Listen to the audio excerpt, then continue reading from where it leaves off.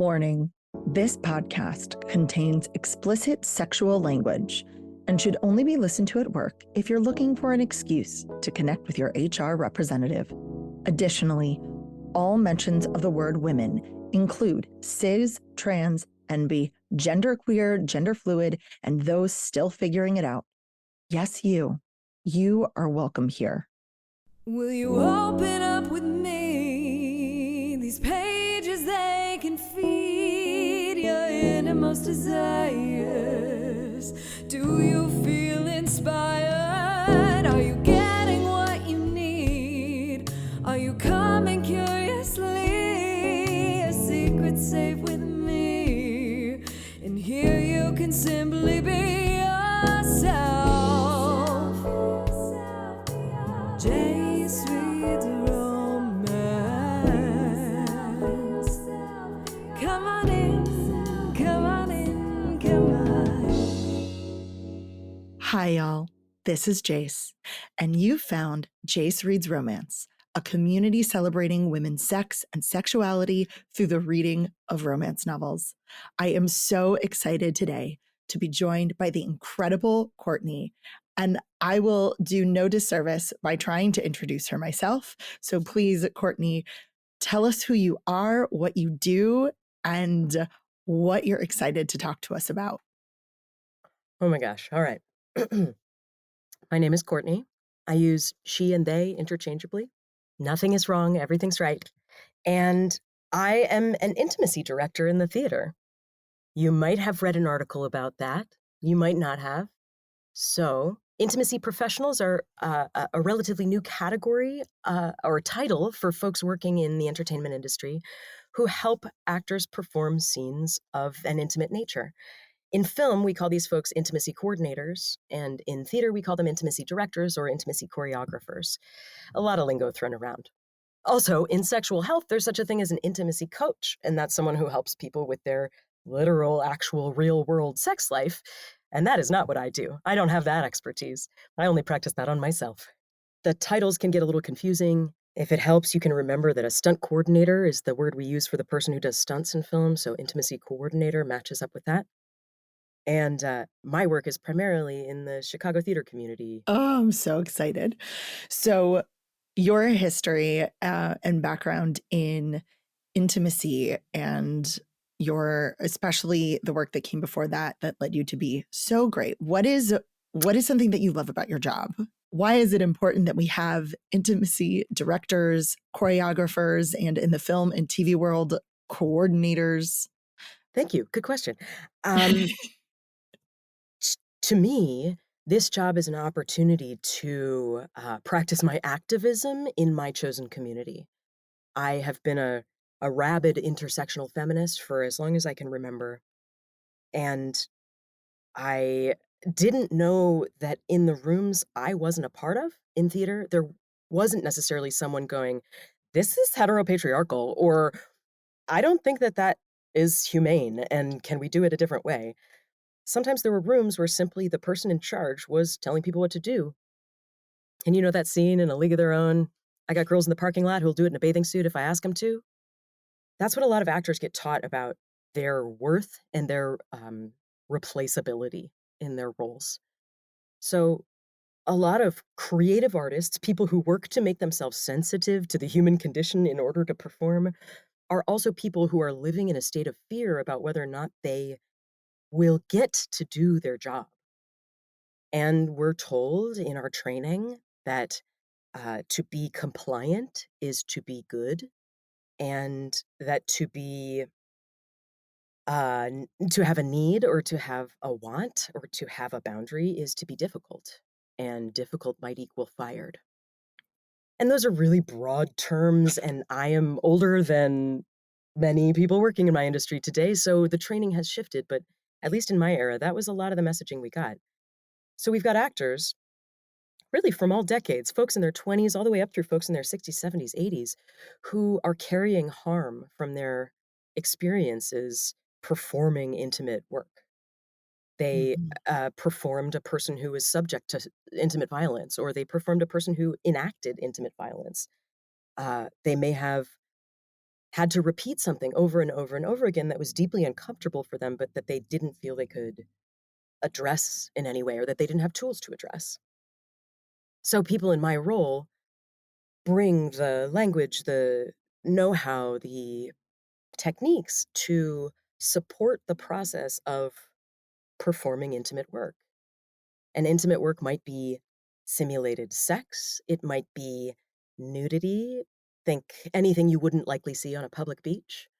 Um, People often forget that a cis man taking his shirt off is a strange thing at most workplaces, but it happens in the theater a lot. And often those people don't get asked, "Are you cool with this?" It's just assumed that that's part of our given boundaries.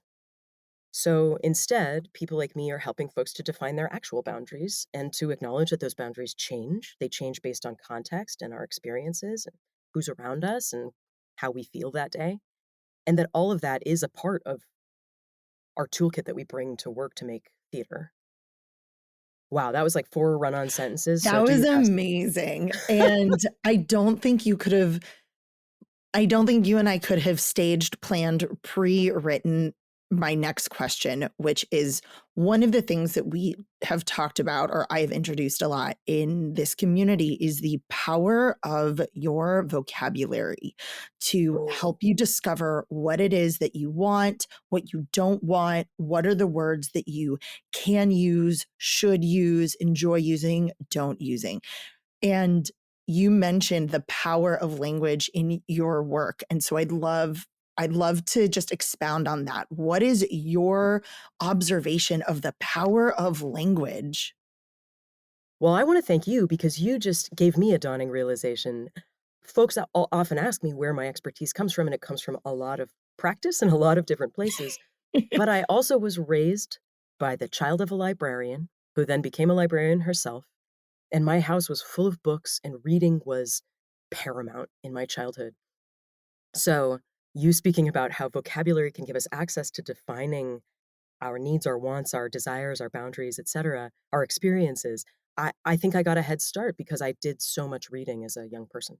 The vocabulary I use when I am choreographing bodies in space, I tend to draw on physical fitness language or skeletal language and talk about the pelvis or talk about the quad or talk about the sole of the foot. I try to use words that apply to things that all of us have because we've all got a rib cage in there somewhere. So the front of the top of the rib cage might be different on this body or that body or the other body, but it exists for all of us. Um, and sometimes something as simple as let's have that touch move along the collarbone. I'll see hesitation or confusion in an actor. I'm like, and I will demonstrate, oh, that's this bone right here. It goes from here to here. So sometimes there is a code switching aspect to my job wherein I prefer not to try to teach people how to talk about their own bodies, but to learn how they talk about their own bodies. Maybe to offer desexualized language if they have language that has some weight to it. Because, as I said before, we're in a workplace. We're trying to make something happen that is sustainable for potentially months, potentially years, potentially multiple national and international tours. So we really want this to be something that professionals can wake up in the morning, brush their teeth, go to work and do, and not carry any baggage about. So I might try to deload some language, but otherwise I really love for people to be able to define things in their own terms. And I find that gives them ownership over the work that they're doing. Language and sex and bodies. And that's something that we come across is how do we find the words to describe our own body in a way that feels like we have ownership, that is empowering to oneself, and if especially like in terms of that, and doesn't take away or degrade that power that we have. And I'm talking about like our own self-awareness as opposed to maybe if you're involved in the kink community, some of that humiliation, degradation, like that's separate. Mm. But when it comes to our own sense of self and our own bodies, what is it that we want? And I love that we hear talking about sex and sexuality, but sometimes to take ownership of our body, we need to desexualize it. We need to remind ourselves that, yes, the top of our chest exists and can be really wonderful for sex and intimacy, but it also exists outside of that space. And so playing around with maybe the anatomical terms for yourself, your genitals, your chest, your secondary sex characteristics can take what might have been only whispered to you in the locker room, by a previous partner. Maybe your parents used a weird nickname, and really give you like true ownership about what is part of your physical makeup. You- You're reminding me of I moved around a lot as a kid and I took dance classes, and ballet teachers all had a different word for the back of the pelvis. And I remember moving to some town and the dance teacher said, Sit on your caboose." And I didn't know what she meant. I think my previous teacher had said tush or something, and I didn't know what she meant. And she had to say behind for me to understand what she meant. And I remember the other kids in the class giggling.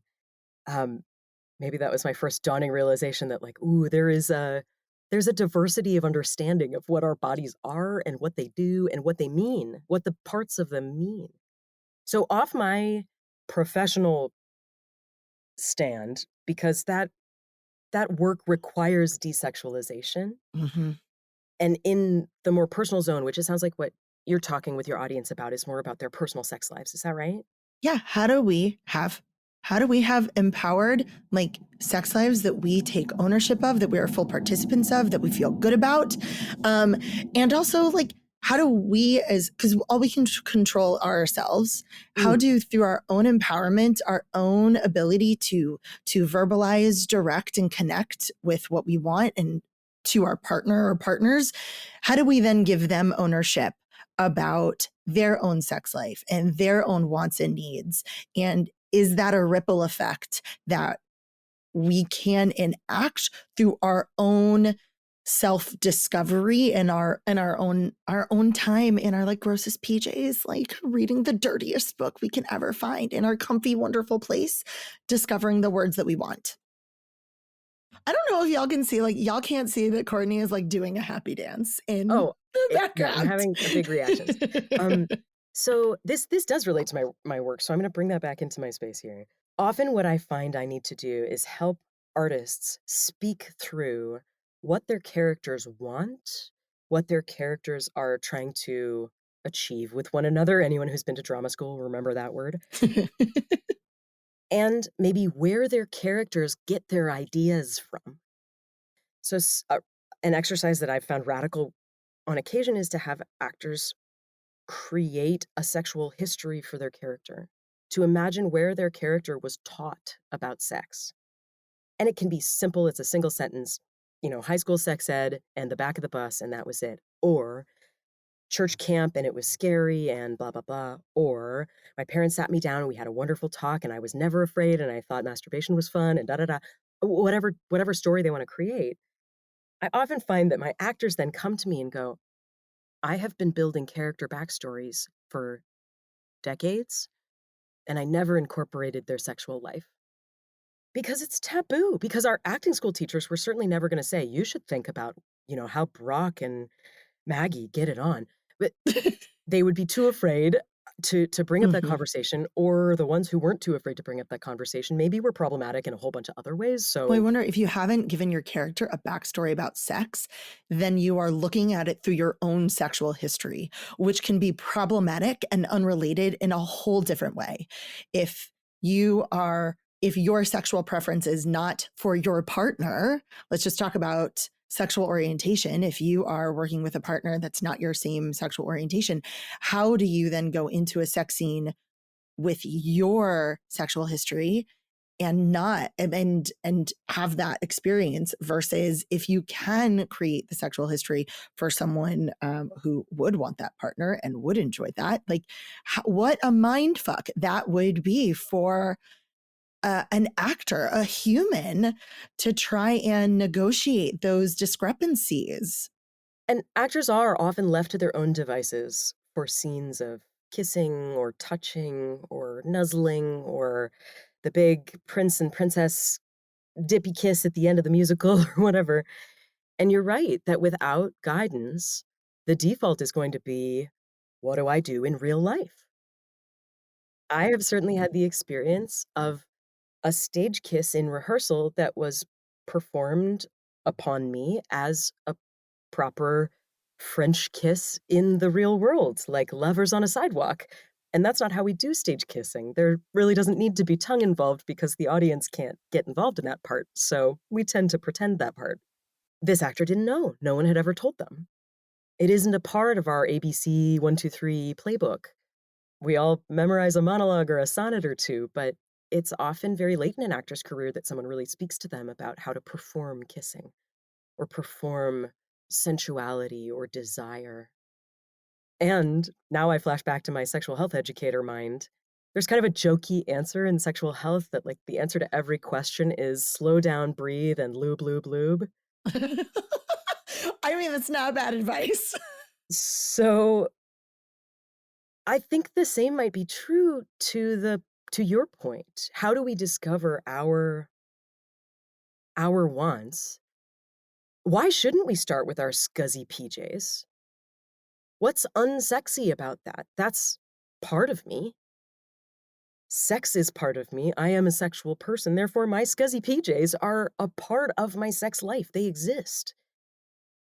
And everything doesn't just evaporate and become rose petals and twinkle lights and tea light candles, you know? Like the baby might be crying in the other room and y'all might wanna get it on, and that's okay. Like, the idea that we have to compartmentalize our sex is artificial, and I believe it Mhm. is imposed by the structures and systems in which I say we North Americans are conditioned. Um, the structure of this nation, the structure of our school systems, all indicate to us that sex is something to be put under the bed, in a locked box, in the back of the drawer. And our narratives repeat this. Sadly, Mhm. I mean humorously, but also sadly, our movies show shame about pornography, shame about sex, shame about arousal or orgasm or excretions. Sex is messy. If you haven't ever heard that, y'all, like, sex is messy and it should be messy. Sex is messy. Work up a good sweat. It's your fitness for the day. Keep your Fitbit on. See how many steps you get. Yeah. So to me, someone enjoying a book is so hyper intimate because the action of the book is taking place in the mind of the reader, but their mind is being, in some ways, willingly invaded by the mind of the author. Mhm. And what a gorgeous intimacy to share, to allow someone's creative environment to flood my senses and my imagination so that I can construct something that arouses me, that excites me, that surprises me or disgusts me or, "Oh my god, I didn't think that would turn me on." You know? I I I think that is a deep and beautiful intimacy that we get to share with the writers who are generous enough to put these things down on paper. Yes. Ugh, Courtney, it's like I built you in my brain. Okay, so now that we've opened that door, let's pivot. Courtney, let us know. Do you read romance novels? I did, and I currently read Randy comic books. Ooh. So I haven't picked up a romance novel in years, but I've gotten turned on to saucy graphic novels, and that is my new happy place. Oh my Have goodness. you heard of Okay. these? Probably not. So one of the no, probably not. So the thing about romance novels that we've kind of been introducing big picture is everything gets to take place between your ears. Nothing is affected by the words. So like someone says auburn, I'm going to think maybe my hair. I'm going to think more red hair. I'm going to like Who knows? I see, So I see, I you get see, to I see, I see. superimpose your preferences onto the descriptions of the character. So someone says a deep voice, and I might be thinking like basso profundo, and you might be thinking like Right, low tenor is as low as I want to right, go. And right. that's something really exciting about a romance novel. There's nothing Yeah. wrong with like an erotic graphic. You're gonna have to tell us, please Oh my share with God. us what you Please. like. But tell us, how did you move from A to B? So this is the story I wanted to tell. As I said, I was raised by librarians, so going to the library and picking out books was always a part of my childhood. And at one of my childhood libraries, they were transitioning everything over to digital, Mm-hmm. but the adult novels were on a turning shelf and they were still to be stamped to be checked out because they weren't supposed to be checked out by anybody who wasn't a grown up. But Mm-hmm. that also meant they didn't ding the metal detectors on the way out the door. So I started my career as a thief, lifting romance novels from my public library and returning them. I kept not a one. I would return them, This is so but I magical. checked them out when I was in middle school. And let's see if this rings any bells for any of your listeners. I was raised with religion, and there were summer celebrations. And in those, sometimes we did craft projects. And one of the craft projects was to make a book cover, a fabric book cover that had like a Velcro strap that would fold and hold the book closed, and a little loop for a pencil, and a little ribbon as a bookmark. And it was meant for the book of my religion, and I used it instead for my novels so that no one could see the cover. And it was kind of a celestial fabric I'd picked out from my craft class that was like moon and stars. And when I think of romance novels, I still think of this like deep purpley blue with the metallic kind of bronze crescent moon and twinkly stars on the fabric, because that's what I was touching and feeling. Yeah. Speaking of, like, what are the other senses bringing in as my imagination is going on this journey? I imagine the fabric of that cover, and I imagine the edge of a school desk, because I would sit with the book in my lap in Latin class, nerd, and instead of paying attention to Latin class, I was reading, you Romance know, novels. about her engorged mound or whatever under my desk.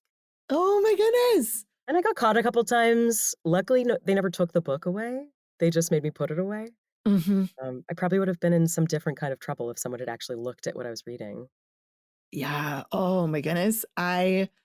That is such a great story. Pre-puberty, I mean, 10, 11, 12, I was reading these stories, and I was utterly fascinated by them. I love the way they talked about Hmm. bodies. I still remember, obviously, I still remember some of the really corny language and the bearskin rug by the fire, and, you know, and he swept her into his arms and whatever. But I also remember some of these really gritty details.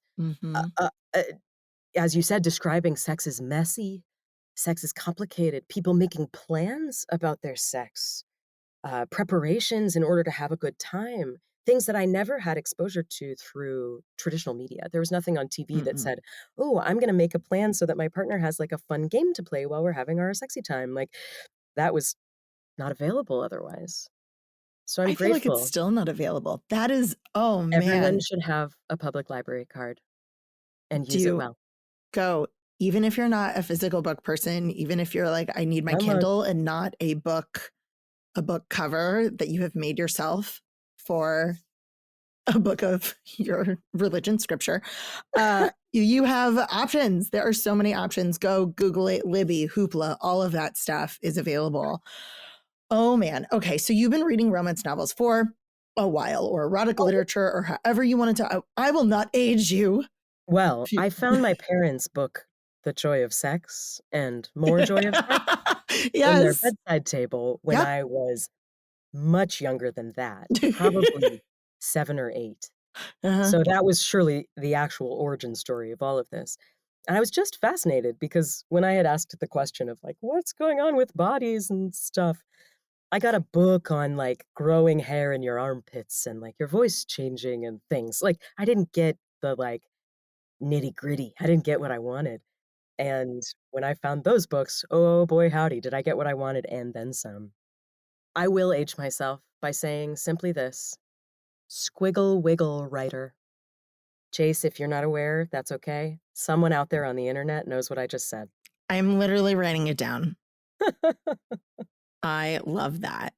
Okay, so as someone who has been reading erotic romance novels, has worked in sex and intimacy, and has like a vast awareness for what's going on, how do you think that, number one, romance novels are evolving, and where maybe were they, and like we have to acknowledge that that was part of our, everybody has maybe not everyone, but you might have this idea of romance novels as Fabio on the cover and he's shirtless and a woman's in like barely clothed, ripped, destroyed because they're on a pirate ship or whatever.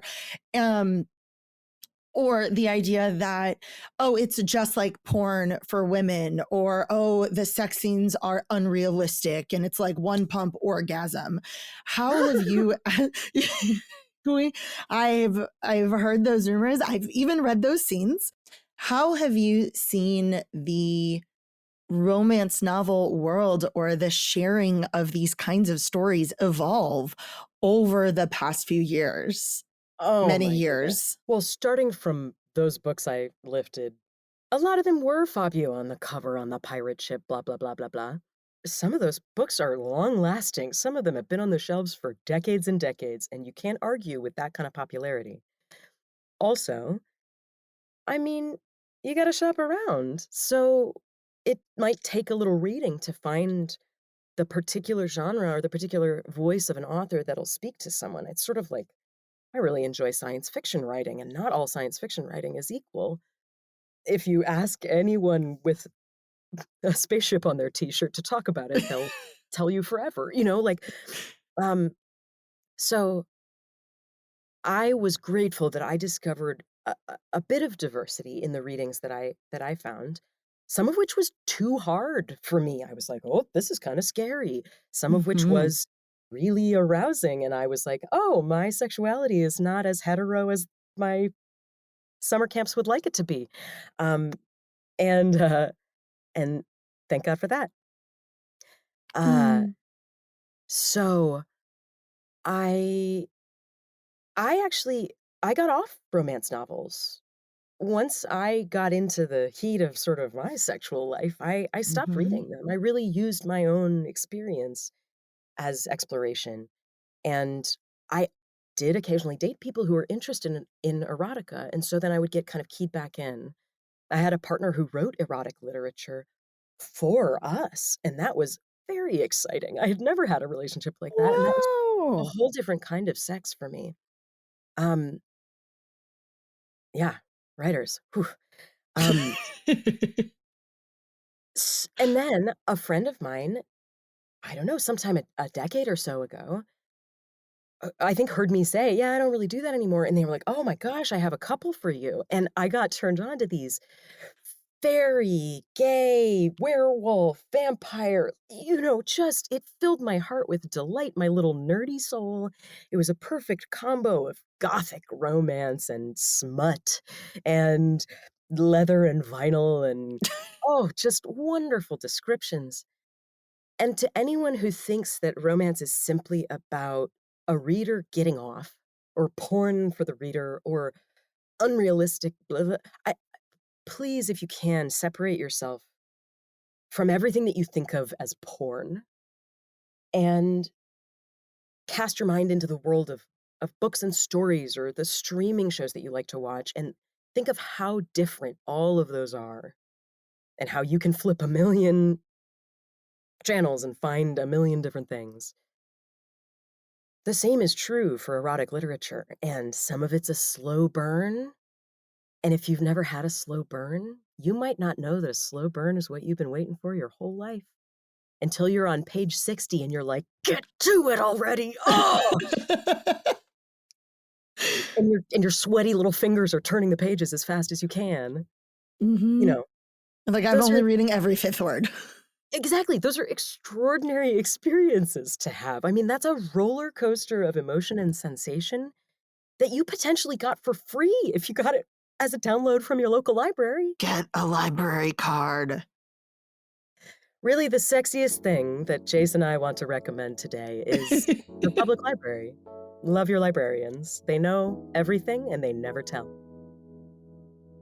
That's all for today's episode, part 1 of my conversation with Courtney. Courtney will be back with part 2.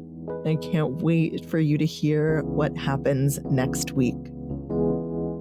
And that's it for today, y'all. This has been a 3 Paws Productions podcast. You can find Jace and so much more at jacereadsromance.com. That's JAYCE readsromance.com. Follow along on TikTok and Instagram at Jace Reads Romance. And if you'd like to send an email, our email address is jace@jacereadsromance.com. To leave a voicemail with a question or testimonial for a future episode, call and leave a message at 661-JACE-RR. That's 661-529-2377. And finally, like and subscribe so you can get every episode when they drop. And remember, this is Jace, holding space for you.